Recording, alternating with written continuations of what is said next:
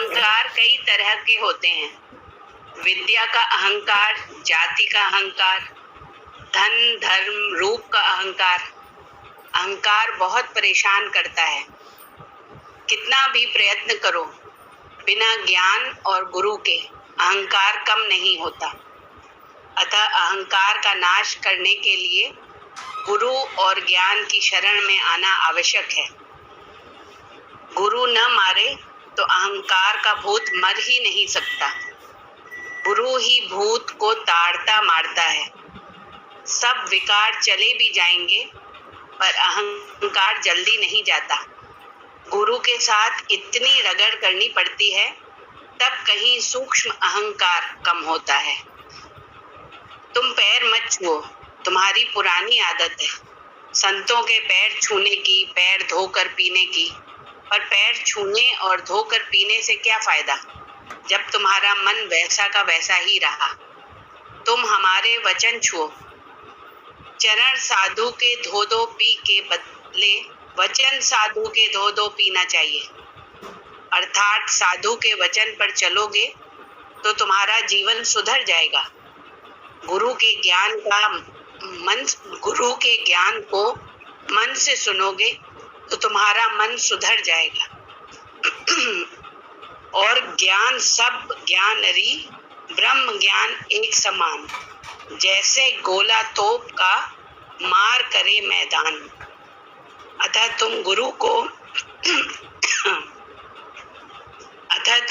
को दिल से मानो, अंदर से प्रणाम करो, अंदर से पैर छुओ। ऊपर से पैर छुओगे तो आज मन की हुई तो कल छुओगे। ऊपर से पैर छुओगे तो आज मन की हुई तो कल छुओगे।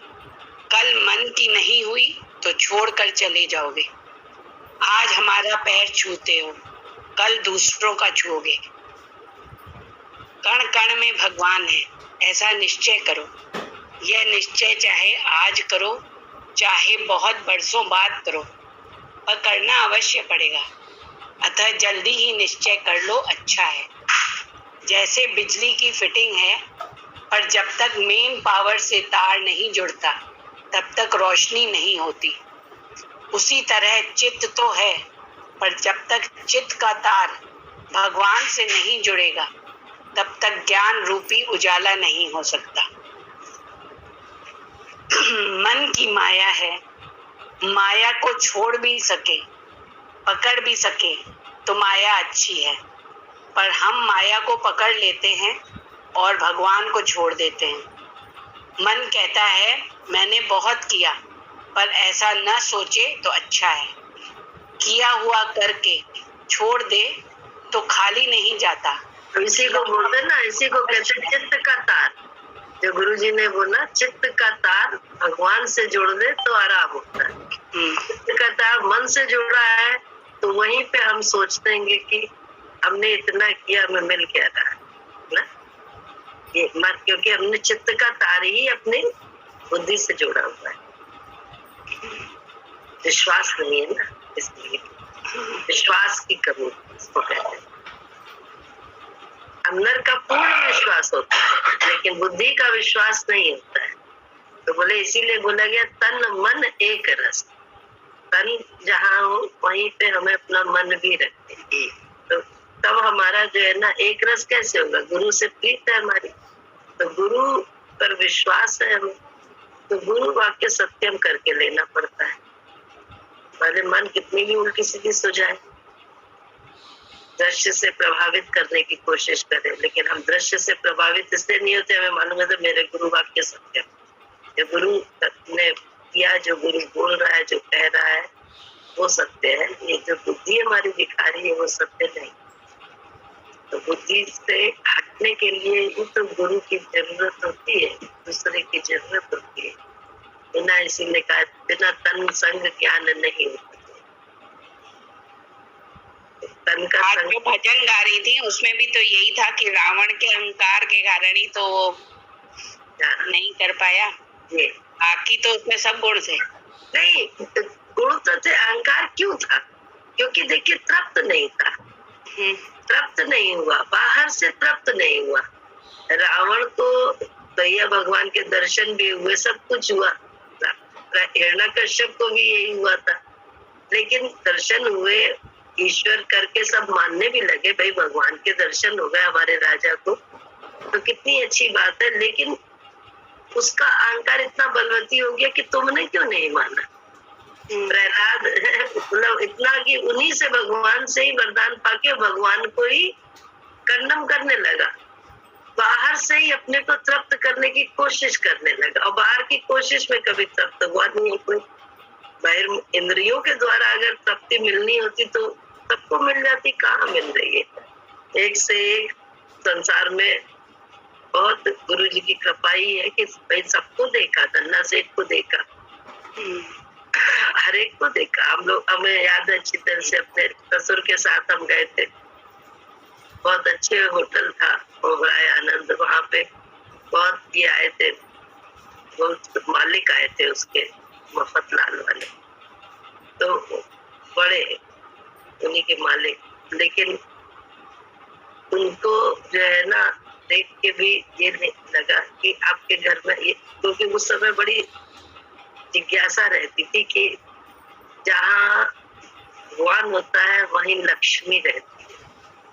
ये बात की बड़ी धुन लगी थी कि कैसे समझे, इस चीज को परखने में लगे थे। गुरु जी बोलते थे, वही दिमाग में आ गया, तो उसी को देखने लगे, अपने ही जीवन क्षेत्र में उसको समझने का प्रयास करने लगे।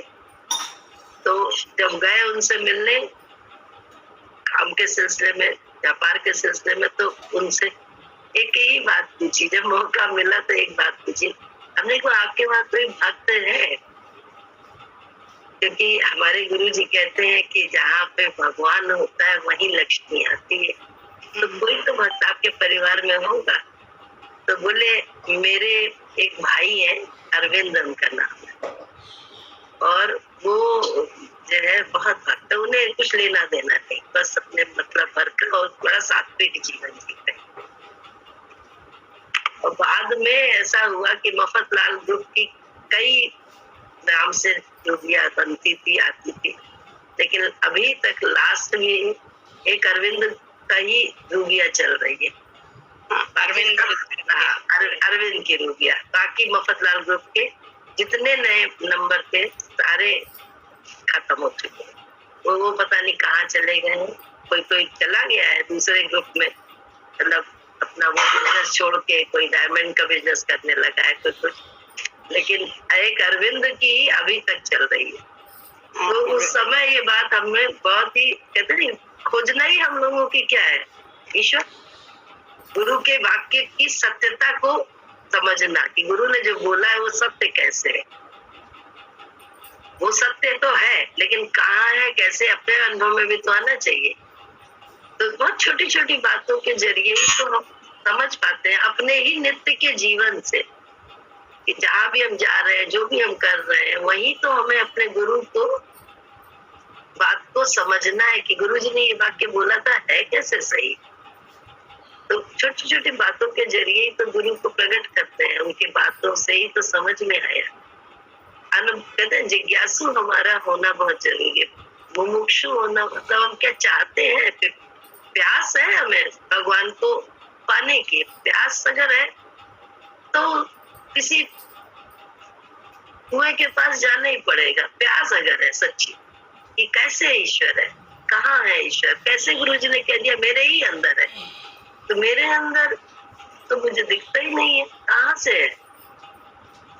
तो बोले अंदर, गुरु जी ने फिर एक बात और बोला, इंद्रियों को अंदर ले तो जाओ, तुम आनंद तुम ढूंढ रही हो दूसरों में, तो पहले अपने अंदर के आनंद को समझो, तो समझ में आने लगा। बहुत सारी ऐसी घटनाक्रम हो, तो बोले किसी ने बोला हम अपनी आनंद के अपने जो भी चूज करते हैं वो हम खुद चूज करते हैं। चाहे वो एक औरत भी अगर हम चूज कर रहे हैं अपने मनोरंजन के लिए, तो हम अपनी चूज करते हैं। तो वो वाक्य किसी का सुनने में आया तो एकदम से दिमाग चला गया कि हम अपने हिसाब से करते हैं। तो मतलब हम सबके अंदर वो चीज है, जिसमें हम अपना मन मिला लेते हैं वो हमें अच्छी लगती है, और जहाँ हम अपने मन को मिला नहीं पाते वहाँ हमें तकलीफ होती है। समझ में आया? तो गुरुजी ने कहा मन मुझ में मिला दो, देखो तुम्हें अंदर जाने की विधा पता चल जाएगी, कैसे अंदर जाया जाता है। और अंदर से अभी काम पड़ा है, टीवी तो देखने लग जाओ तो टीवी में मन नहीं लगता, भले बैठ जाओ लेकिन मन नहीं लगेगा, क्योंकि खटखट यहाँ पे होती है कि खाना बनना है। और काम वाम करने के बाद निश्चिंत होके एक किताब भी पढ़ो या टीवी भी देखो तो उसका आनंद बहुत आता है। खाना बनाना है, खटखट है, लेकिन हम लगे रहेंगे अपने मोबाइल में, ये कर ले वो कर ले, अभी ये करना है हमको, अभी नहाने जाना है, हम ये कर ले वो कर ले, ऐसा कर ले वैसा कर, मतलब दिमाग कहीं लगा। तुरंत कोई बात याद आती है हम लोगों को, कह रहे ये करना है, ये चीज पर्स में रखनी है, हम बात करेंगे, हमें ये रखनी है, ये काम करना है, हम बात करके छोड़ देते हैं, हम वो काम उसी समय नहीं करते। तो हम हमारा दिमाग क्या होता है ना, बिजी रहता है हर समय, खाली नहीं होता है। क्यों टेंशन रहेगी? अरे जिस समय याद आया उसी समय रख ले पर्स में। या नहीं स्थिति ऐसी है कि अभी हम रख पा रहे हैं तो हम अपने आवाज लगा के अगल बगल से बोल सकते हैं। कभी कभी अगल बगल में भी कोई नहीं होता है तो तुरंत हम उस चीज को जल्दी से कर लेते हैं। जब अकेले हैं तो हम जल्दी से करके थोड़ी देर बाद वो काम दूसरा कर लेंगे, लेकिन हम लोग ये नहीं करते हैं। हम कहते हैं अच्छा भी कर लेंगे, पहले ये करते हैं, फिर हम भूल जाते हैं, चले जाते हैं। तो होता क्या है, क्या देखो याद आई थी, रह गई, फिर उस समय कितनी याद आई थी कि वो पर्चा रख लेते अपने पर्स में, लेकिन नहीं रखता थे तो गड़बड़ हो गई। पछताते हैं, सिर्फ पछताते ही तो है, और क्या करते हैं, तकलीफ में आ जाते हैं। तो बोले गुरुजी ने इन्हीं तकलीफों से ही तो उबारा है कि तुरंत कर लो अच्छा काम। तो बोले क्रोध करना है तो थोड़ी देर बाद करो। गुरु जी का ज्ञान चौतरफा है, बोले क्रोध करना है तो थोड़ी देर बाद करो। तो देखो तुम्हारे और हमारे अंदर से क्रोध निकल जाएगा, मतलब थोड़ा सा हमको टल जाएगी वो घड़ी ना, वो घड़ी टल जाए तो आराम आ जाता है। तो टालने के लिए गुरु का विचार ही तो जरूरी है। प्रहलाद को, रावण को, सबको कितना मिल रहा था, लेकिन वो भगवान से ही लड़ने लग गए। मैं ही भगवान हूँ ये समझने लग गए। दुनिया को जबरदस्ती कहने लगे मुझे मानो मुझे मानो मुझे मानो। मैं ही हूँ, क्यों उसको नारायण को मान रहे हो? बेटा ही पैदा हो गया ऐसा जो दूसरा, वो भगवान को मानने लगा।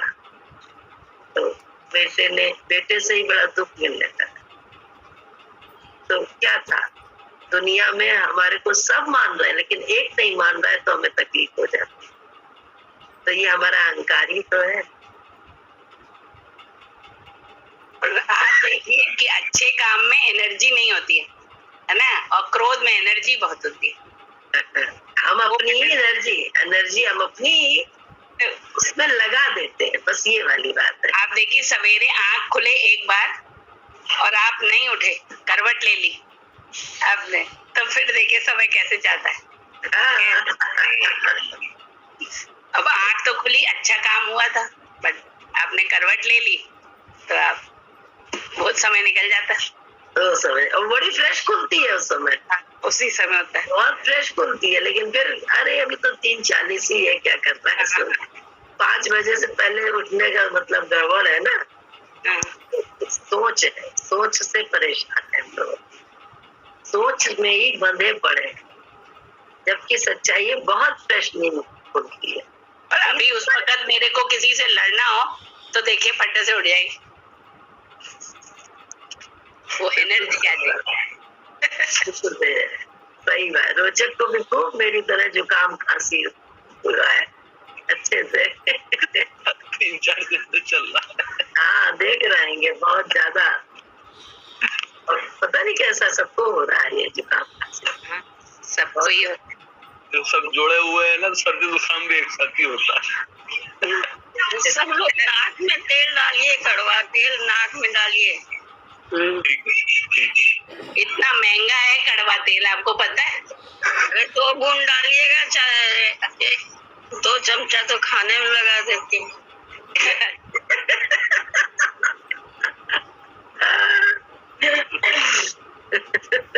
एक बार माता जी को उनके जो हुआ नहीं थी, उनके यहाँ मकान बन रहा था, तो वो एक छोटे से उसमें रह गई थी, दूसरे मकान में। तो वहां पे हम लोग चले गए, सत्संग होने के बाद उन्हीं के घर चले गए। चले जाते थे, वो अकेले रहती थी।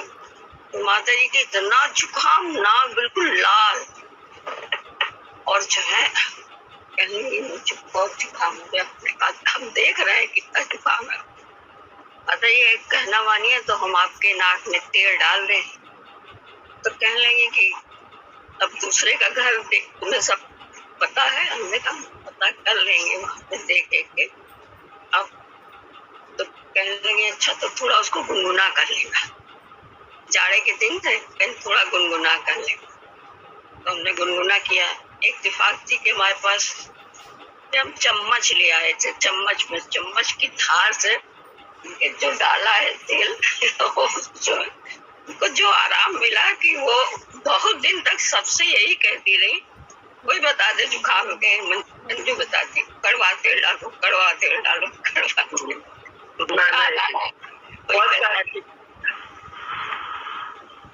नाना ने भी यही बताया, निवेदिता नहीं डलवाती। निवेदिता किसी के उसने कहा इसको लखनऊ में इतना जुकाम हुआ था, इतना जुकाम। तो माता जी बोली कि देखो मंजू बैठी है और इससे कड़वा तेल डलवाओ। अब वो कहा तो फिर हमने कहा तुम यूं सर करो, पूरा हमारे गोदी में यूं करके कर लो। हम डाल दिया उसमें। वो बैठे बैठे उसका जुकाम, सत्संग में बैठे बैठे ही गुरु जी की कृपा हो गई, उसका जुकाम कम हो गया। ये होता है, ये सच्चाई है। लेकिन हम 4 दिन 10 दिन दुखी रहना पसंद करेंगे, जुकाम में रहना पसंद करेंगे, पर हमसे डाला नहीं जाता है कड़वा तेल। 2 मिनट का दुख बर्दाश्त नहीं। ये है हमारे लोगों की सोच कि 2 मिनट का दुख या 5 दिन का दुख। सच कह रही है, बिल्कुल सच बोल रही है। वो हमारे क्या हमसे डाला नहीं जाता, ये स्वभाव है, स्वभाव स्वभाव से निकलना बड़ा कठिन है। पढ़िए बिनु भाभी। आज घर के लिए करते हुए हजारों खर्च करते हो, पर उसको नहीं गिनते। भगवान के लिए जरा सा खर्च करोगे तो किटकिट करोगे। देखो श्रवण कुमार ने कितना किया, कर्म करके छोड़ दिया तो आज उसका नाम है। उसने इसका हिसाब नहीं किया कि इतना कर रहा हूँ क्या मिलेगा, वह तो बस निष्काम सेवा करता रहा। देखो रवि ने सेवा की, आज कैसे ठाठ से है। इसने दिल से सेवा की तो आज उसको दूसरों से सेवा मिल रही है। भगवान कैसी मजदूरी देता है, इंसान क्या मजदूरी दे सकता है। भगवान के सामने दीनता से आओ और दीनता से बैठो। तुम तो आंख बंद करने को ध्यान समझते हो, पर हर समय ध्यान होता है। मेरा हर समय ध्यान होता है, इसीलिए तो तुमको पैर छूने को मना करते हैं। तुम भगवान के भक्त बनो, प्रेमी बनो, तब हम तुमको खुद ही छू लेंगे। पर पहले तुम मेरे पैर मत छुओ। तुम्हारे पैर छूने से मुझे कष्ट होता है, मेरा ध्यान भंग हो जाता है। घर को ठीक से चलाने के लिए स्त्री को धीरज वाला होना चाहिए। स्त्री ही माँ होती है। औरत, आज मदर्स डे है, हैप्पी मदर्स डे। स्त्री ही माँ होती है, औरत ही पति की साथी होती है। अतः औरत को बहुत धीरज रखना चाहिए। कोई भी घरेलू झगड़े सब मर्द को नहीं बताना चाहिए। मर्द थका हारा आता है, ना समझ औरतें पति के आते ही सब बातें पति को दाग देती हैं। और फिर वह और भी थका हारा, परेशान और उलझन में आ जाता है। फिर लो कलह शुरू। अतः औलाद की हर बात पति को नहीं बताना चाहिए।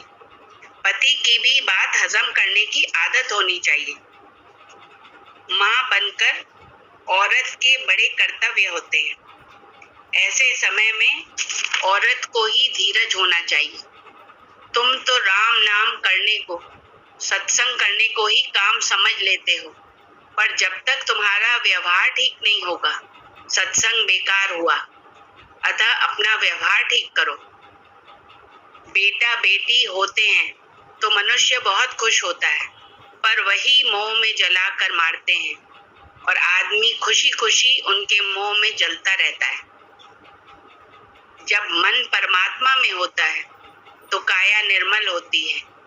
कबीर ने कहा है, कबीर ने जब बहुत भजन किया तो बोला, मन ऐसा निर्मल भया जैसे गंगा नीर। अतः भजन करो, भजन से ही काया निर्मल होती है। मनुष्य ऐसे ही भगवान नहीं मानता है, उसकी महिमा देखता है, उतना चमत्कार देखता है, तब मानता है। अभी हम गृहस्थ में भी परमात्मा में रहते हैं। किसी की जीवन की रुकी हुई गाड़ी धक्का देकर चला देना भी परमार्थ है। अभी हमारे दिल में हमेशा यही रहता है कि तुम सबकी जीवन रूपी गाड़ी को चलाकर किनारे कर दे। अभी तुम में से किसी एक को भी कष्ट होता है तो हम बता नहीं सकते शब्दों में कि हमको कितना हार्दिक कष्ट होता है। तुम सब हमारे बच्चे हो, अतः तुम सबका कष्ट हमारा कष्ट है। हम इंद्रियों से जो भी पाप करते हैं, क्रिया करते हैं, वही कष्ट आता है।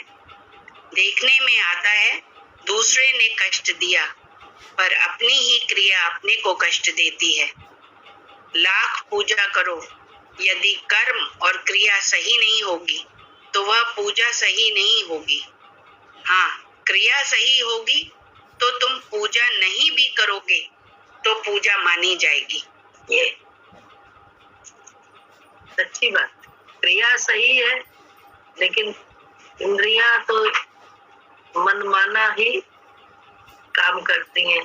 तो बोले उससे कहा, न वाणी सधी, न आँख सधी, न तो विचार कहाँ से सधेंगे। विचार भी बौद्धिक ही रहेंगे। बौद्धिक विचार जो है ना, वो तो जरूरत है उनकी। खुद का बुद्धि की फिर जरूरत क्या, बुद्धि की बहुत जरूरत है। बुद्धि से ही तो आँख खोल के सब काम करने हैं। लेकिन भाव में अगर विश्वास है तो फिर बड़ा आराम है कि जो गुरुजी कर रहे हैं वो राइट कर रहे हैं। बस इतना सब विश्वास चाहिए। हम उनको सफाई देने लगते अपने कर्मों, तो हम बेवकूफ हो जाते।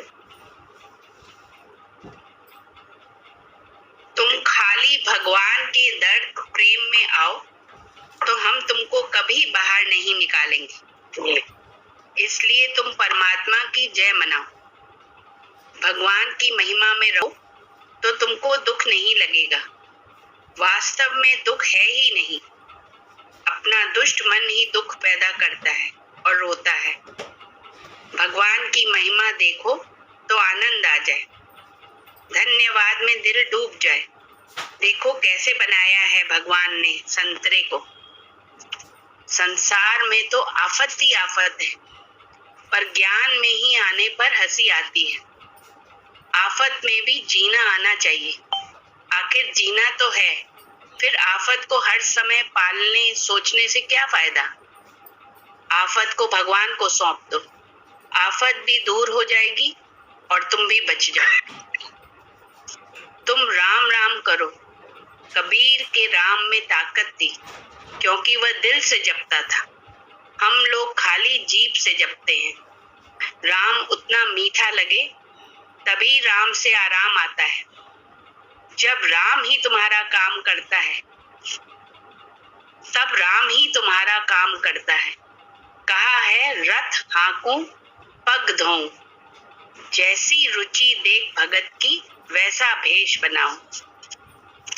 हमारा भजन स्वतंत्र। कहानी थी, इसी में कहानी थी कि जो सच्ची ही घटना, एक बहुत अच्छा राजा था, उसके राज्य में एक, जैसे कहते हैं कभी कभी दर्शन देते हैं राजा लोग, तो उस दिन ऐसा था कि राजा को निकलना था किसी तरफ से, तो सब तरफ लोग खड़े हो गए थे पहले से ही। एक बच्चा और एक माँ था, विधवा औरत थी, उसका बच्चा था। तो उसने माँ से पूछा, माँ कौन आने वाला है? बोले हमारे राजा आने वाले हैं। तो बोला अच्छा, बड़ा खुश हो गया, वो भी खड़ा हो गया कि दर्शन करेंगे, पूछेंगे, अपनी तकलीफ बताएंगे, जो भी दर्द था उसके मन में सोचे हुए था। उसने जो है ना, वो भी जब देखे राजा की सवारी आई तो निकल गई। अब उसे बड़ा दुख हुआ कि मेरे राजा ने मुझसे कुछ पूछा ही नहीं कि तुम कैसे हो। जब मेरा राजा है, मेरा है, तो मुझसे पूछना चाहिए था। तो माँ ने उसे समझाया, बेटा देखो इतने लोग हैं, राजा ऐसे कैसे पर्सनली एक एक से पूछ सकता है। तो बोला नहीं, मेरा राजा था तो मुझे पूछना था, बाल हट ही तो था, कोई वो नहीं था, सिर्फ बाल हट। तो माँ को समझ में नहीं आया कि अब इसको कैसे शांत करें, मेरे पास तो इस बात का जवाब नहीं, और ये समझ पाएगा ऐसी स्थिति नहीं इसकी, क्योंकि वो अवस्था ही नहीं है इसकी जो समझ सके इस बात को। तो उसने कहा ऐसा करो, तुम वहां पे मंदिर था जहाँ वो माँ संत आते थे तो उनकी सेवा करती थी और उसी से अपना गुजर बसर करती थी।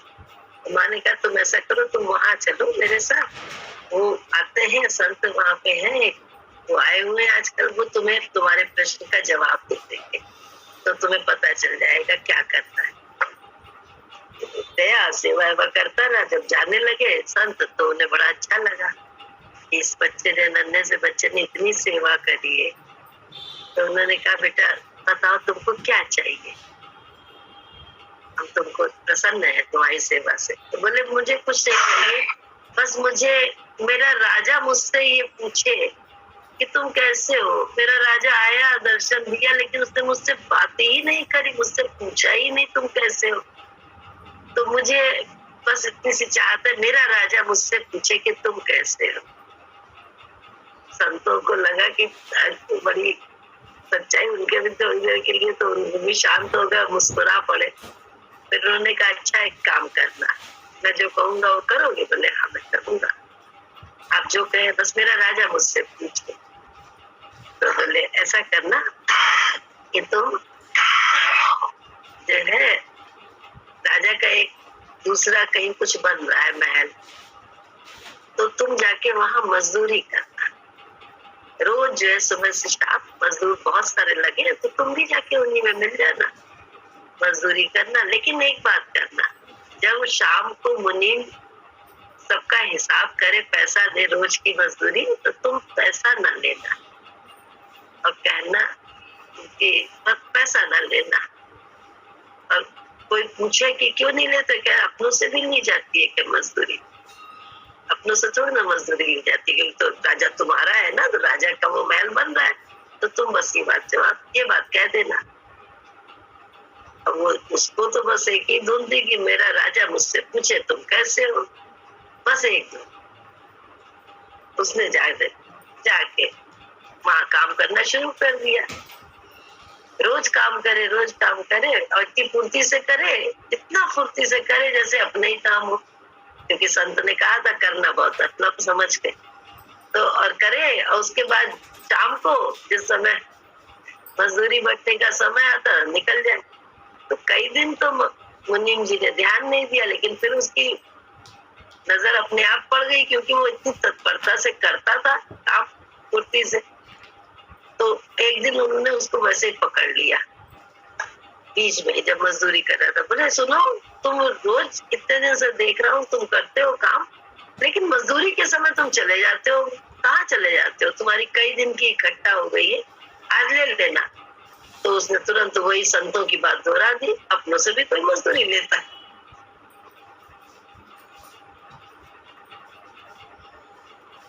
और नहीं, उसने मना कर दिया।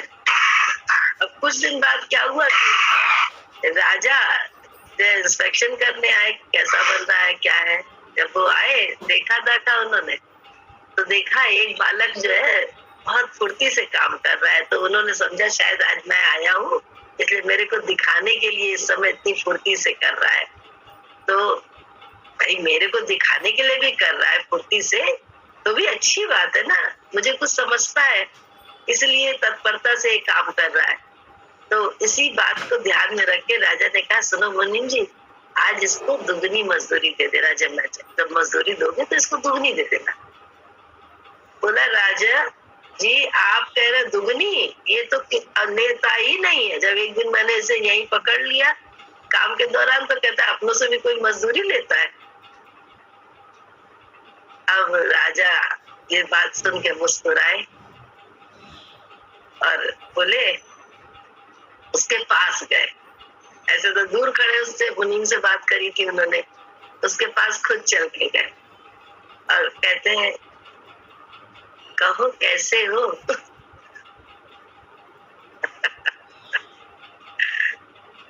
उसको तो यही चाहिए था कि राधा मुझसे पूछे, कहो कैसे हो, तुम कैसे हो।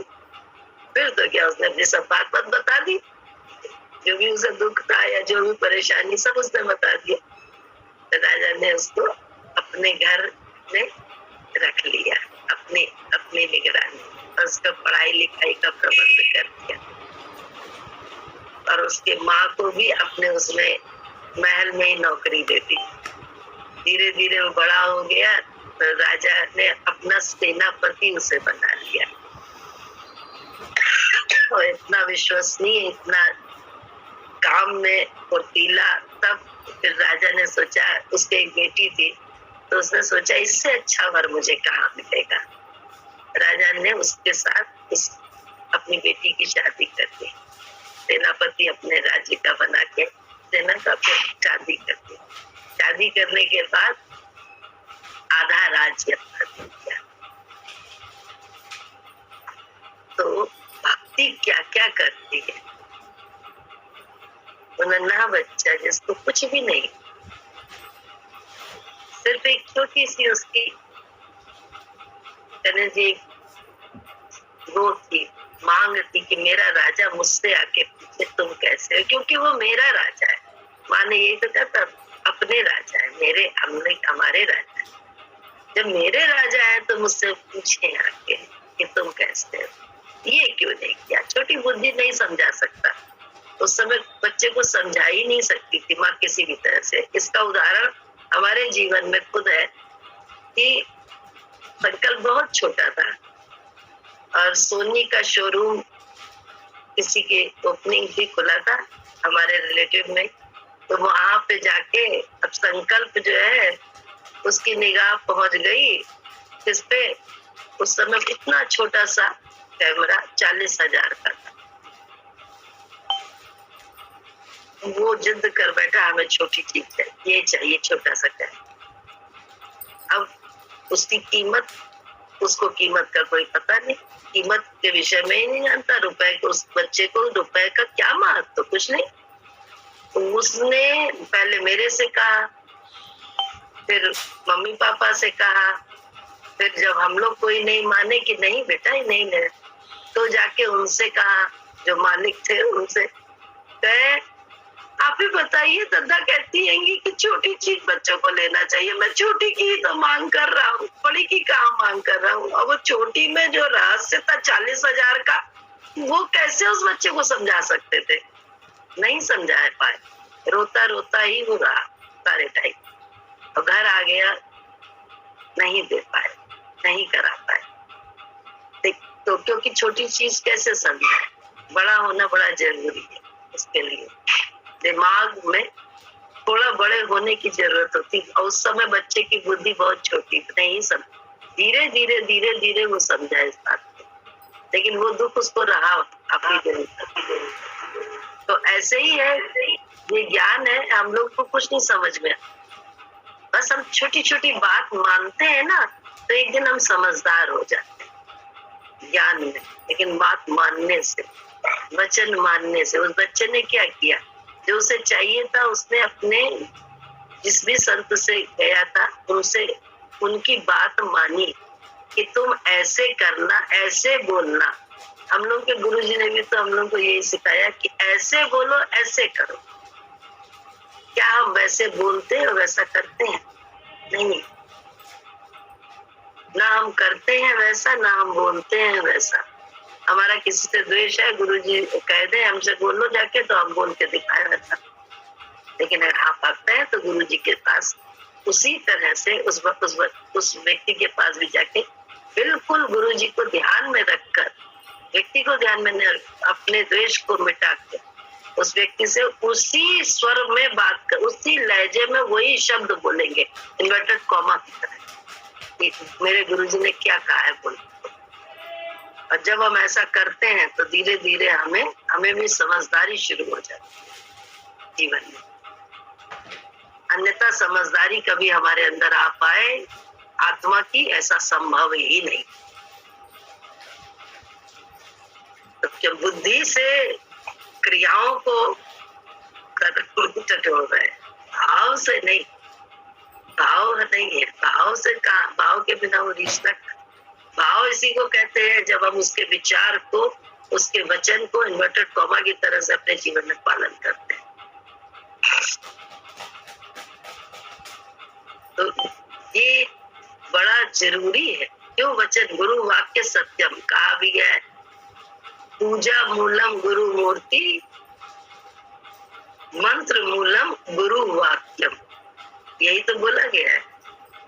तो ये संतों ने सब अपने अनुभव से तो लिखा है, मेरे जीवन का भी तो वो अनुभव बनना चाहिए। उनका तो है, पढ़ तो बहुत लिया, गुण बहुत वो लोगों को बता दिया, लेकिन क्या हमने अपने जीवन में उसका इस्तेमाल किया है? हमारे से लोग बन गए, लोग चढ़ गए बहुत आत्मा में, क्या हम आत्मा में चढ़े? क्या हम आत्मा में टिके?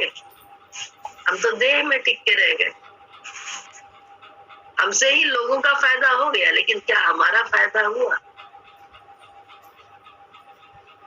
तो हमें अपना फायदा जरूर देखना चाहिए। हमारा फायदा क्यों नहीं हुआ? क्योंकि हम गुरु वाक्य पे है ही नहीं, मंत्र हमने गुरु वाक्य अपनाया ही नहीं, हमने अपनी बुद्धि को ज्यादा प्रखर माना हुआ है। और भाव की अभाव इसी को कहते हैं। भाव नहीं है तभी तो हमने नहीं माना है वो बात। हमने कर्मों के माध्यम से ही उनको पकड़ना चाहा, क्रियाओं के माध्यम से। हमने अपने में उनको प्रकट करने के लिए क्या करना पड़ेगा? हमें वाणी वही बोलनी है जो वो हमसे कह रहे हैं, कर्म वही हाथ से करना है जो वो हमसे कह रहे हैं। हमारा मन तो हो रहा है लेटने का, लेकिन गुरुजी ने क्या कहा? तो ये बिना अपने शरीर को गुरु के विचार से चलाए बिना कभी हमें अपने अंदर की वो मिलने वाला नहीं है। तत्व ये नोट कर ले कोई भी। भ्रम में रह रहे हैं कि हमने आत्मा को पकड़ लिया, लेकिन हमने आत्मा को नहीं। अभी आत्म तत्व हमारी पकड़ में नहीं, और उसी तत्व से हम सारी शक्ति लगा के बहिर्मुखता में ज्यादा आ गए। ये पक्की बात है। तो हम गुरु को भी ऑब्जेक्शन कर लेते हैं, ये ऐसा करना चाहिए था, हमारे समय में तो ऐसा किया, उसके समय में ऐसा किया। कहाँ हमें मालूम है कि वो जो कर रहा है वो राइट कर रहा है? नहीं मालूम, समझ में आ भी नहीं सकता है बुद्धि के बल से। भाव नहीं, भाव का ही ये पसारा है। भाव के बिना सुनी पुकारे, भाव के बिना सब लेन देन व्यर्थ, भाव के बिना सारी क्रियाएं व्यर्थ, जप योग ध्यान सब व्यर्थ।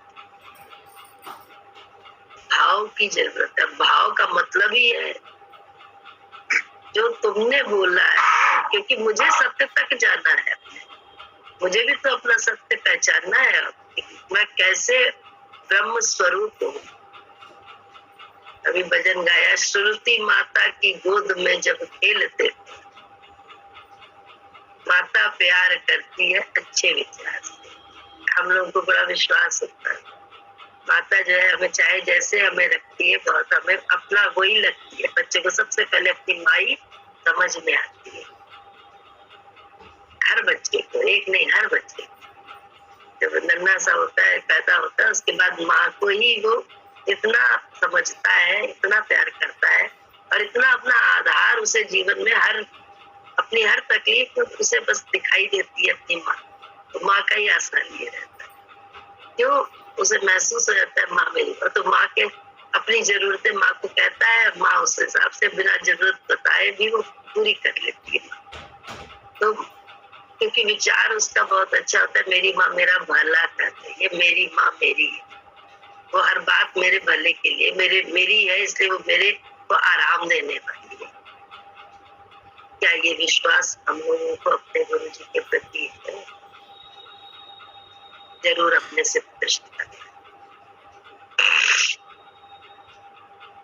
दूसरों से इसका जवाब नहीं लेना है। हम तो क्रिया के अहंकार में हम बड़ा कर रहे हैं।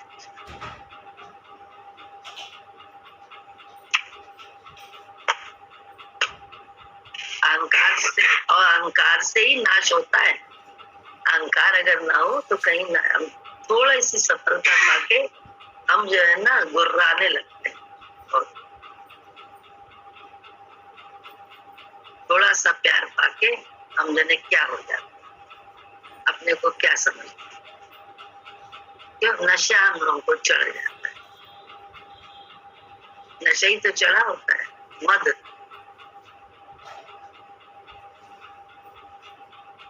ये मद नहीं अच्छा है, बाकी सब अच्छा है। मद कोई उतारने के लिए ही हम लोगों के आसपास क्रियाएं होती है, जिसमें हम समझ पाते हैं देखो ये अहंकार चढ़ा तो भगवान ने इधर उतारा। हमें कोई भी गलत नहीं लगता, गुरु तो कभी गलत लगता ही नहीं किसी भी सूरत। भाव नहीं,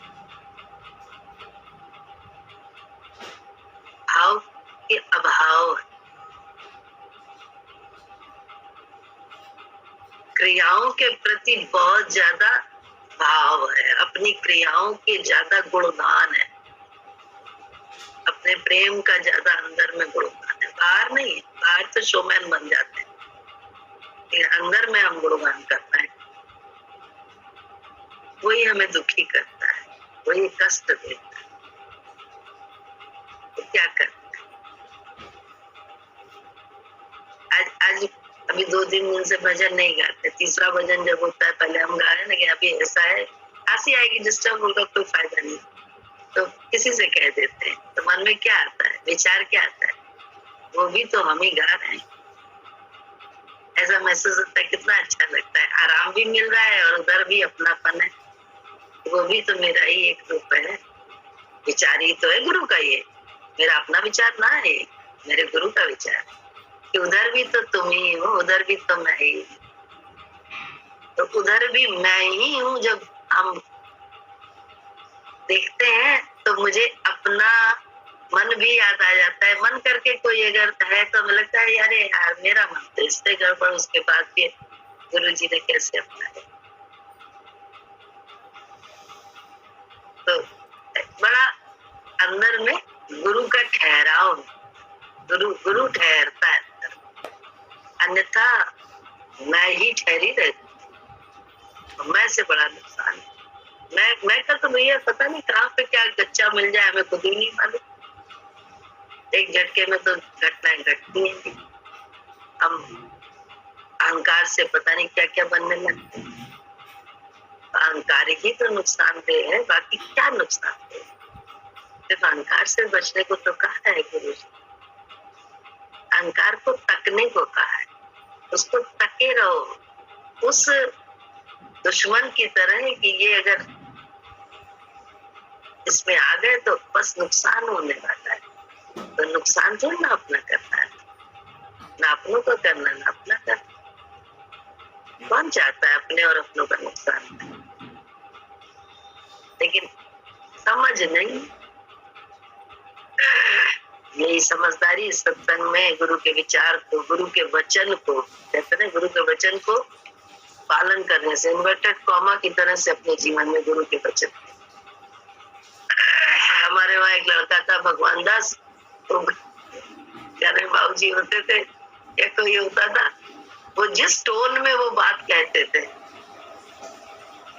वो बिल्कुल उसी टोन में अपनी भड़ास निकाल के आता था मेरे से, बिल्कुल उसी टोन में बोले पर बस बिल्कुल ऐसा ऐसा ऐसा है, आपने नहीं किया, ऐसा करिए ऐसा करिए करिए। और उसके बाद क्या, ये बाबूजी ने कहा,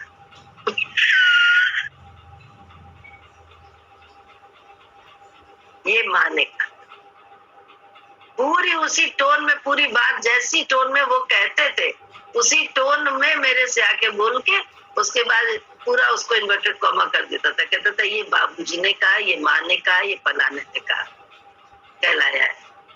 मतलब मैं अपनी तरफ से आपसे ऐसे नहीं बोल रहा हूँ, फलाने ने ऐसा बोला, जो आके बताए।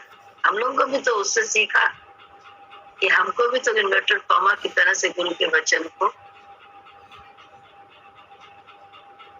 पालन करना है, उसमें जरा सी भी हेरा फेरी नहीं करती है,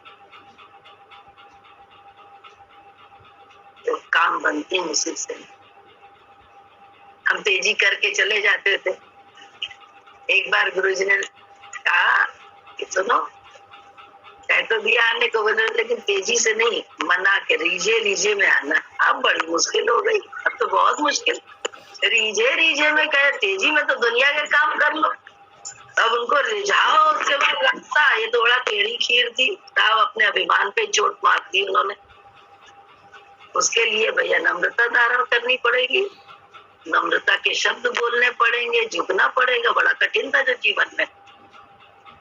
इन्हें मालूम नहीं है मुझे क्या चाहिए, इन्हें ये नहीं है, इन्हें नहीं दिख रहा है, ऐसे ऐसे अंदर में बैठ रहते हैं। हम तो सबको भेज दें, लेकिन हमारे जाने पे यहाँ वो लगेगी, रोक लगेगी, ना जाओ, हमारे शौक क्या है, सिर्फ गुरु जी तो है हमारा शौक।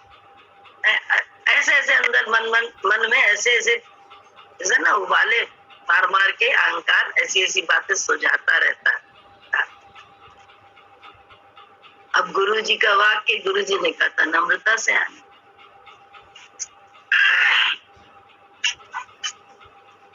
नम्रता ही नहीं जो भैया कर सकते, जो सच्चाई थी बहुत बड़ी, इतनी पता ही नहीं थी। झुक के प्रेम से कहने का तो मतलब ही नहीं था।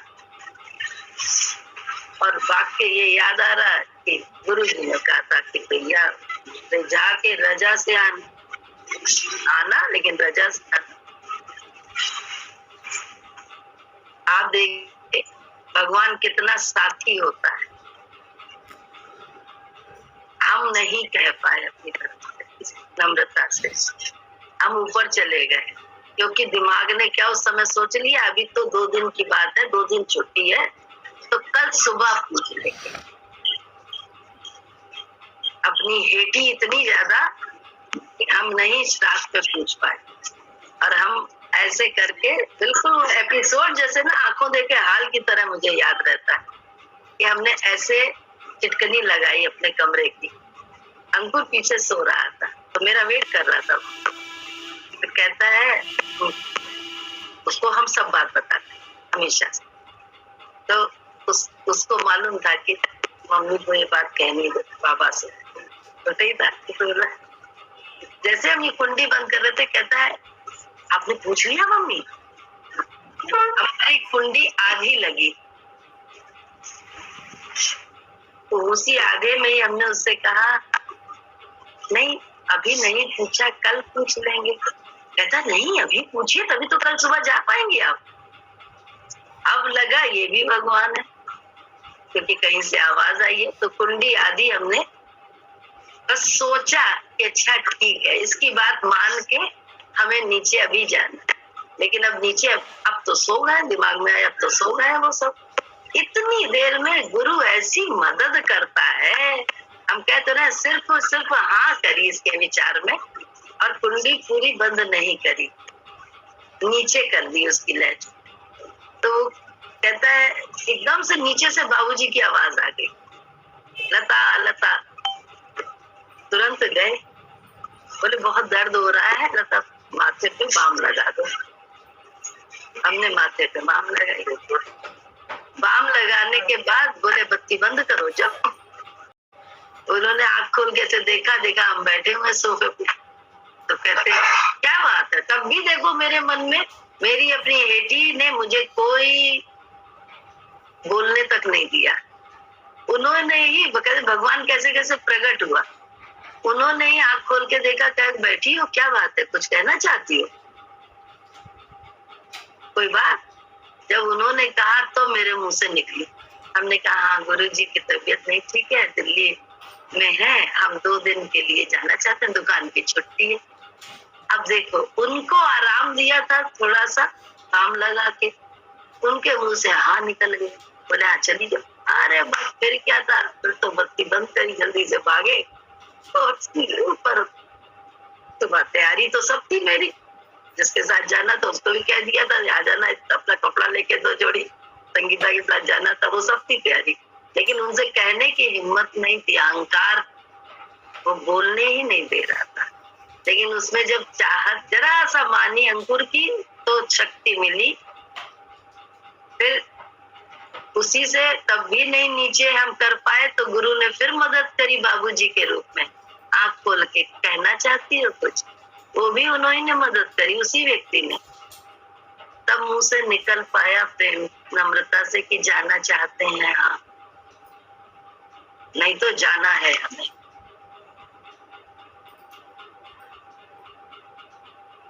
और हम कहीं तो जाते नहीं हैं, सिर्फ गुरुजी के पास तो जाते हैं। हमेशा तेजी से लेते थे अपना, या पूछने की जरूरत न समझे, इस तरह से भी लेते थे। तो ये अहंकार कितना प्रज्वलित हम सबका है, और उसी अहंकार से हमारे आपका पतन है। हम अपनी डेस्टिनी तक पहुंच पाएंगे कि नहीं हमें पता ही नहीं। डेस्टिनी है कि हम अपने जीवन के सब कर्तव्य कंप्लीट कर लें, और जब प्रस्थान का समय हो तो हम खुशी से शांति से अपने जीवन की लीला को छोड़े। ये तभी होगा जब हम गुरु के विचार को अपना के अपने जीवन में चलेंगे। नहीं तो बोले एक झटके में तो क्या होता है, एक झटके में नुकसान हो जाता है, एक झटके में एक्सीडेंट्स हो जाते हैं, एक झटके में हम किस गफलत में रहते हैं।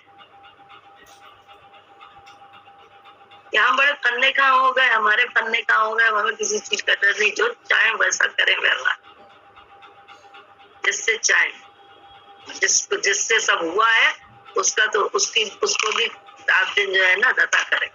ये हमारा अहंकार का से। तो हमें आपको अपने अहंकार को तकना खुद आना चाहिए। दूसरे हमारे अहंकार का दर्शन हमें कराए तो बड़ी मुश्किल है उसमें जल्दी काम बनते नहीं, क्योंकि हम दर्शन करना भी तो चाहें। आंटी कल हमारे साथ क्या हुआ, मतलब मैं ये नहीं कहूंगी कि अहंकार के कारण, लेकिन कभी कभी ऐसा होता है ना कि जिससे कोई हमारा निजी एक्सपीरियंस होता नहीं है, लेकिन किसी दूसरे के किसी स्टेटमेंट की वजह से हम वो खुद में भी वो धारणा बना लेते हैं। तो कल क्या हुआ कि नंदिनी वहां से आना है, नंदिनी को वेल्लोर से। तो हमारी क्या गलती हुई कि हमने जो हमारी ननद है बैंगलोर में, उनके पास वही नंदिनी को वेल्लोर छोड़कर आई थी, तो उनको हमने कोई जानकारी दी नहीं, और उन्होंने नंदिनी को बोला होगा कि 25 को उनकी बेटी यूएस में है, यूएस में पढ़ रही है, 25 को वो आएगी। तो हमने कहा कोई बात ही नहीं है, 26 को नंदिनी पहुंच रही है, 26-27 का नंदिनी का हो गया, टिकट भी हो गया फाइनल, फ्लाइट के भी, ट्रेन के भी, सब हो। अब हमने उनको दीदी को मैसेज करा कि दीदी ऐसे 26 को नंदिनी आ रही है, तो उनका कॉल आ गया, बोली कि भाभी हम तो 23 को रामनगर आ रहे हैं। अब हमें समझ में ना आया, हमने कहा टिकट कैंसिल कराएंगे तो पैसे का भी नुकसान होगा, और फिर फिर नई तरीके से सब कुछ करना समझ में ना आए हम क्या करें। तो कोई बात नहीं, अपने का क्या करते हैं, बैंगलोर में पता करते हैं कोई और है। तभी मैंने वो ग्रुप पर भी डाला था कि बैंगलोर में कोई और है।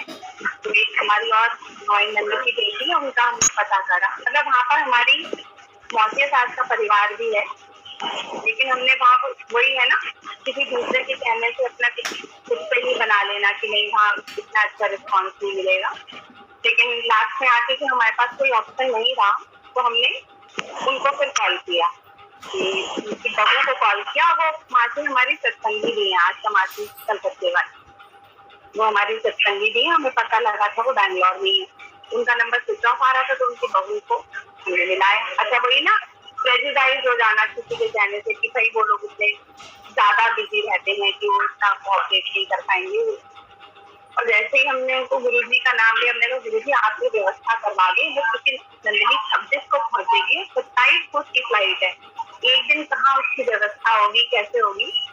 और जब हमने उनको फोन करा तो आंटी गुरुजी की कृपा से इतनी अच्छे से उन्होंने रिस्पॉन्ड करा, भाभी आप इतना क्यों परेशान हो रही है, घर का बच्चा है, हम आराम से स्टेशन भी लेकर के उसको जाएंगे और रिसीव कर लेंगे और फ्लाइट में भी बिठा देंगे। जबकि उनके घर से जो एयरपोर्ट है वहाँ का 2 घंटे का रास्ता है। लेकिन गुरुजी की कृपा तो हमें लगा ना, कभी कभी अहंकार भी नहीं होता, किसी खाली बस किसी के कहे हुए स्टेटमेंट की वजह से हमारा प्रोसेस बन जाता है, बन जाती है, धारणा बन जाती है, इसी को धारणा कहते हैं। देखिए हमने गुरुजी का नाम लिया, मेरे गुरुजी बच्चे की व्यवस्था बाद में पता लगा कि रोटी तैयारी है बैंगलोर में, तब गुरुजी ने इससे आगे की भी व्यवस्था कर दी थी कि हो जाएगा काम, मतलब अपने परिवार के लोग हैं। लेकिन उससे पहले गुरुजी ने कहा कि आंखें भी खोली कि हर एक का एक अपना ही होता है, तो हमें ऐसे किसी के कहने से ऐसे किसी के लिए कोई थॉट प्रोसेस नहीं बना लेना चाहिए। तो कल एक बड़ी टूटी हुई बड़ा शुक्रिया गुरुजी का लगा, बड़ा अच्छा लगा मेरे को। यही है, अब ये सब घटनाक्रम इसीलिए घटते, ये सब घटनाक्रम घटती ही इसलिए है कि हम अपने दर्शन कर लें, अपनी धारणाओं को हम खत्म करें। ध्यान से धारणा फिर समाधि लग जाती, मतलब ध्यान धारणा समाधि। ध्यान पहले गुरु जी का हुआ, आखिर में हमको परिस्थिति ने मजबूर किया कि हम उन्हीं से मदद लें, जिनको हम थोड़ा भी जैसा भी धारणा जो बनी हुई थी उसके अनुसार, लेकिन हमको लेनी पड़ी, है ना। और उधर से भगवान ने, जब हमने झुकाव किया तो उधर से भगवान के पास से हमारे को मिल गया जो हमें चाहिए भी था, है ना। लेकिन क्या होता है, फिर भी हमें अहंकार बार बार आ जाता है कि जब मतलब निकल गया तब हमें जरूरत नहीं उसकी, तो हम उसको धता भी करते रहते हैं। तो बोले गुरु जी ने वो हमारी बड़ी सत्संगी है, क्योंकि घर पर दीदी गई थी और वो लोग पहले स्टॉल में रहते थे, कोलकाता में स्टॉल में रहते थे जहाँ वॉशिंग की कंपनी लाइनें लगती, तो थोड़ा सा फाइनेंशियल भी की दिक्कत थी। और जब दीदी उनके घर गई और उनको मतलब हमारे जो मासी के बेटे हैं बल्कि भैया, उसका पोटेंशियल जब पता लगा, तो दीदी ने उनकी डाइनिंग टेबल पर 1 रुपए का सिक्का रखा और दीदी उनको ये आशीर्वाद देकर आई थी कि आप जीवन में हरे हरे नोट ही देखें। आंटी आज बहुत दीदी का वचन ऐसा सच हुआ है कि मतलब अथाह अपार है जिसे कहते हैं। तो हमने नंदिनी से कहा, मैं कहा नंदिनी अब तुम वहाँ जा रही हो तो तुम्हें वहाँ एक और अनुभव मिलेगा, क्योंकि इन लोगों ने भी बहुत जीरो से शुरुआत करके कहा अपने को पहुँचाया है। दीदी की मान वहाँ पर, सही बात है, सही बात है, हुआ है वहाँ गुरु जी का दीदी के ही वचन को मान मानते। हाँ, तो तुम्हें यहाँ वहाँ से सीखने को मिलेगा कि तुम्हें ऐसे देखो भक्ति जो होती है वो क्या वचन खास तौर पे आशीर्वाद गुरु जी का, वो ऐसे हम लोगों को फलता हुआ दिखाई देता है। शायद हमारे रिश्तेदारी में सबसे अच्छे और ऐसा गुरु जी की कृपा है, तो बार बार उनका वही सेंटेंस ध्यान आता है कि तुम्हें का सिक्का दीदी रखकर आई थी वहाँ पर और ये आशीर्वाद देकर आई थी कि आप हरे हरे नोशी देखेंगे जीवन में। बड़ी गुरु जी की कृपा है, बड़ा हरे हरे लोग देख रही है आशा जी, सही बात है। और रीझ के गुरु से आशीर्वाद जो मिलते हैं ना, वही हमारे जीवन में सफल फलीभूत होते हैं। गुरु के आशीर्वाद, माँ बाप के आशीर्वाद से ही हमारा जीवन फलीभूत होता है, बाकी किसी बात से नहीं होता है। कर्म से हम लोग जो है ना, कर्म जो है ना वो कर्म का फल है, बस उससे सब कुछ वैसा ही होगा जैसा हम चाहते हैं। जरूरी तो इसलिए तो बार बार अब सिर्फ अहंकार से बचना है, अहंकार को तकना है बस, और कुछ नहीं करना। अहंकार से न तकना है न बचना है, इसलिए बेवकूफ है हम लोग। तो क्या करें हम लोग? गुरु के विचार को अपना के बस सही मान के चलते। कहा भी गया, गुरुमुखी सदा सुखी, मनमुखी सदा दुखी। तो मनमुखीता ही में रहते हैं तभी तो दुखी रहते हैं। मन मुक्त ही तो हम लोग को छोड़नी है। तो जैसे जैसे छोड़ रहे हैं वैसे वैसे आराम भी है। बुद्धि छोड़नी, बुद्धि का ही तो प्रपंच नहीं करना, बुद्धि से ही तो नहीं चलना।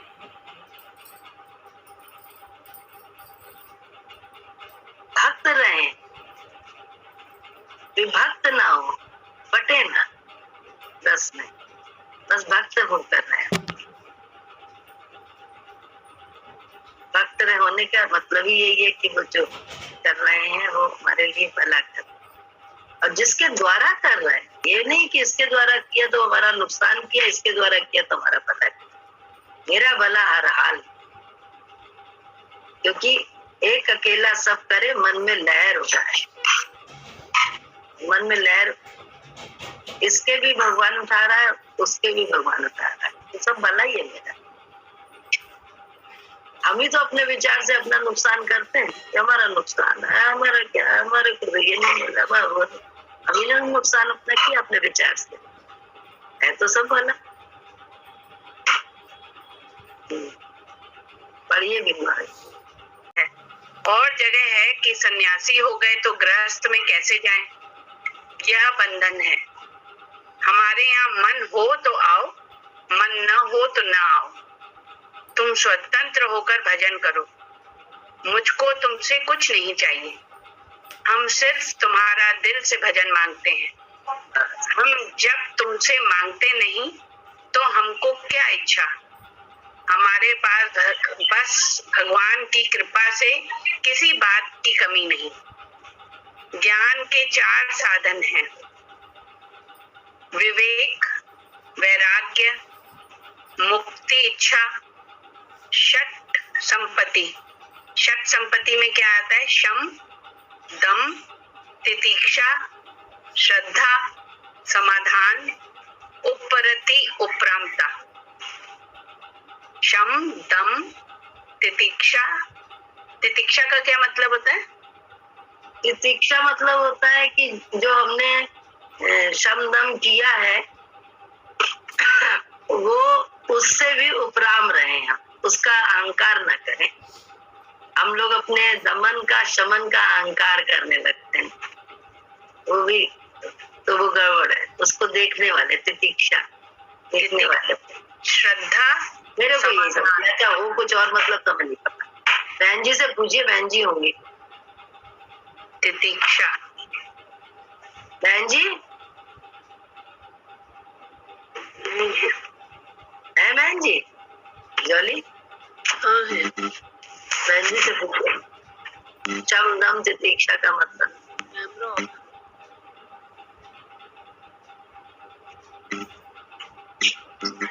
तुम तो नहीं होंगे।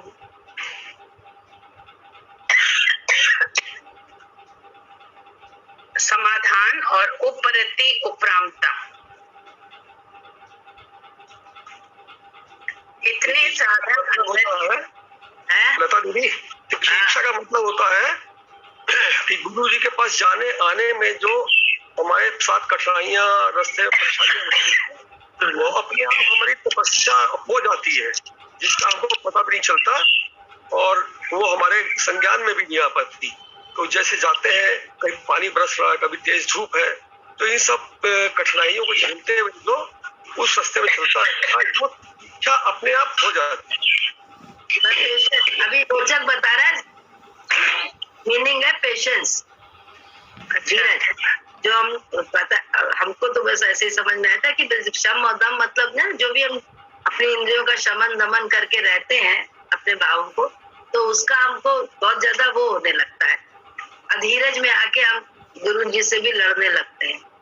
तो बोले वही पे वही वाली बात है ना कि उसका भी अहंकार नहीं होना चाहिए, तो पेशेंस रखना चाहिए। गुरु जी वक्त पे सब काम करते हैं, वक्त से पहले नहीं, और वक्त हम ही देते हैं आपको।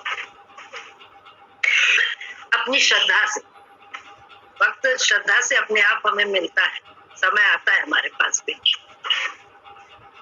कोई भी कष्ट जो हम पा रहे हैं गुरु के मार्ग में चलते चलते, उसमें को हम बहुत ज्यादा तकलीफ में ना आके अपना पेशेंस न खो, इसीलिए तितिक्षा पेशेंस। तितिक्षा की संग विच्छेद कर दीजिए तो इच्छा बिना मतलब सारी इच्छाएं निकाल के इस सम दम जो भी करना, ये तितिक्षा। हमें तो ऐसा लगा कि इसकी संधि विच्छेद कर दी।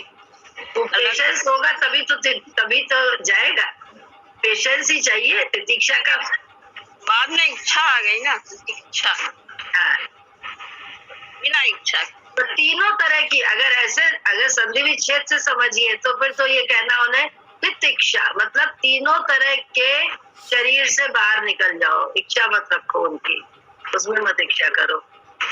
स्थूल सूक्ष्म कारण तीनों शरीर से अपने आप को साधो, तीनों शरीरों में। वैसे ये जो बातें बताई हैं इतनी ये बहुत मीनिंग है डीप। देखिए, ज्ञान के 4 साधन हैं, विवेक पहला, वैराग्य और मुक्ति इच्छा। ये 3 तो होने ही चाहिए। ठीक, विवेक समझ, फिर वैराग्य, अंदर से आप वैराग्य हो, तब मतलब ज्ञान लेने की भी इच्छा हो ना, और ये मुक्ति इच्छा। मतलब ये सब जब हमारे पास ये 3 चीज होती हैं, और उसके बाद जो चौथी है ये बड़ी वाली, ये है षट संपत्ति। ये षट संपत्ति में है 6 चीजें, शम, दम, तितिक्षा, श्रद्धा, समाधान, उपरति, उपरामता, ना। इसमें इन्होंने बहुत ही डीप वो दिया। जब इसका बैठ के सोचो तो मतलब आप पूरी किताब बता सकते हैं। एक तरह से सारे इंटरकनेक्टेड हैं, और समझने के लिए मतलब इतनी छोटी सी एक लाइन में इतनी डीप मीनिंग है। कभी हमने देखिए, हम लोगों ने कितनी बार किताब पढ़ी है, पर कभी इस पे ध्यान गया नहीं, गया जाता ही नहीं। हमेशा नई चीज मिलती है, हर बार आपको नई चीज मिलेगी। नहीं तो हमने ये किताब कितनी बार पढ़ी है, वहाँ कभी ध्यान गया ही नहीं था।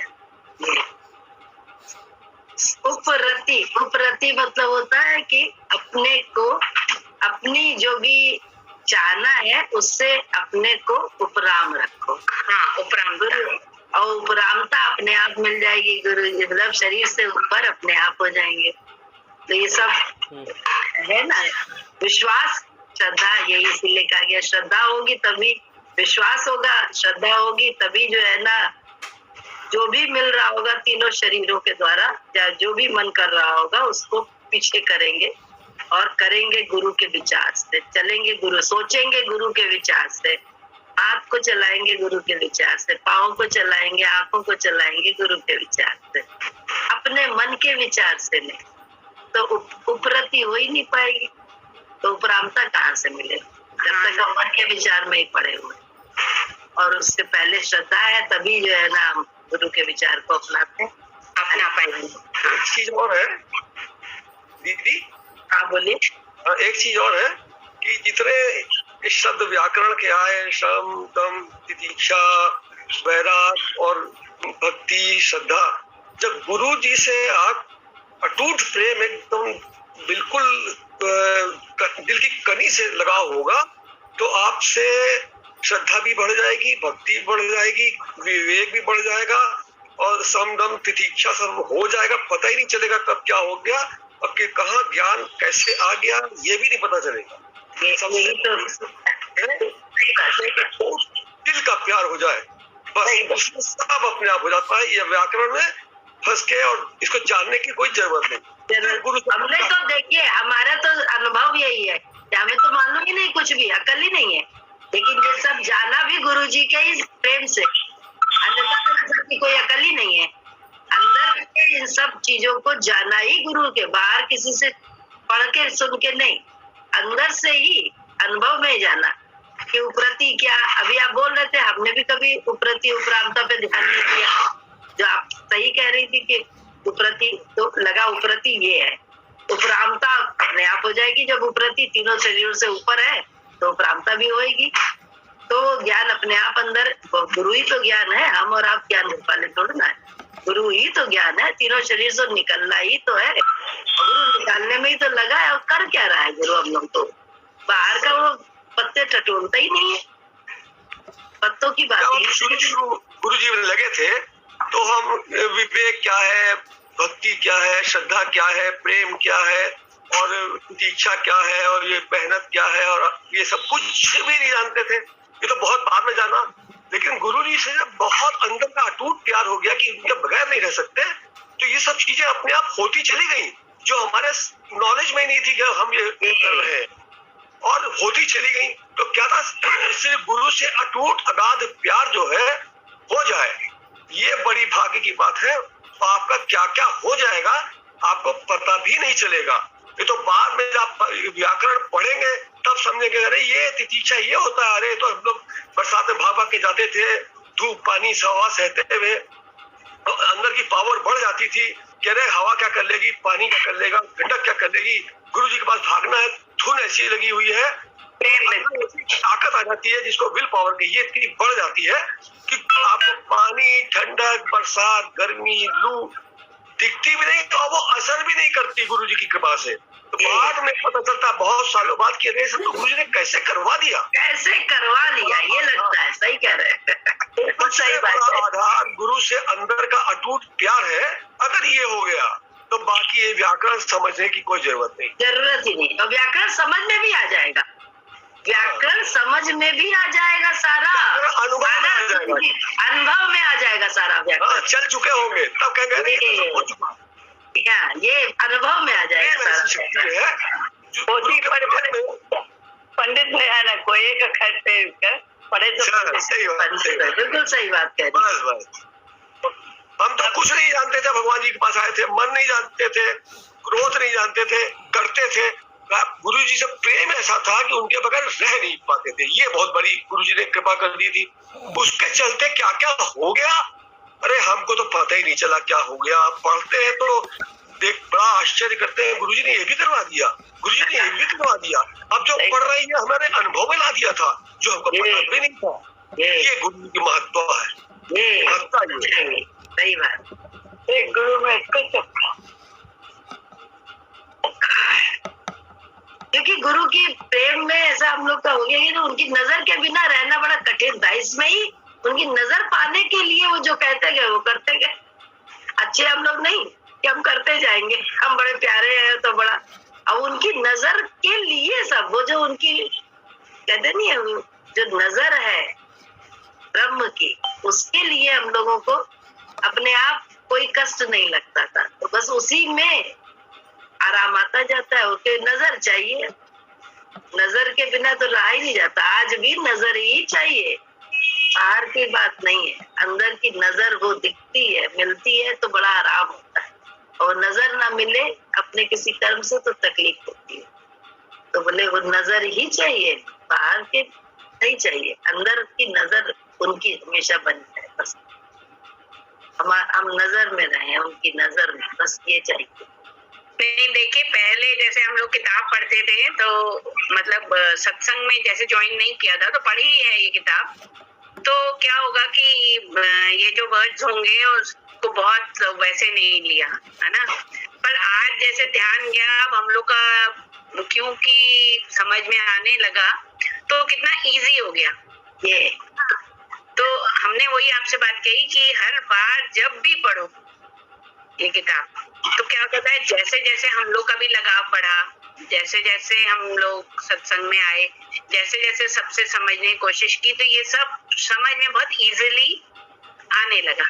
ऐसे क्या होता है कि जैसे बहुत सी चीजें होती हैं तो हमने पढ़ ली है ना, तो जो इजी था या जो बहुत ही वैसे था कि जो हमारी बुद्धि में जितनी हमारी बुद्धि थी उतना गया अंदर, तो वो समझ में आ गया, वो पिकअप कर लिया और ये कभी ऐसे ध्यान नहीं दिया। पर जैसे आज गया तो ये किसी मतलब से गया कि ऐसी भी है कि जिसमें पूरा छुपा हुआ है ना, 2 लाइन में पूरा सार।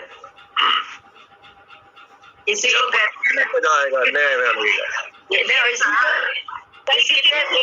इसलिए कहा गया है ना कि सदा सत्संग में घर तू आता रहे, एक दिन समझदार हो जाएगा। वही हमने कहा सार देखिए कितना जिस्ट, हम लोग प्रेसी राइटिंग करते थे तो कितनी प्रैक्टिस करनी पड़ती थी, पर ये 2 लाइन में कितना डीप सार है। कल किसी ने भेजा था कि शब्दों के ज्ञान से शब्द का मतलब समझेंगे तो ज्ञानी बन जाओगे, और अगर अनुभव से समझोगे तो अर्थ समझ में आएगा।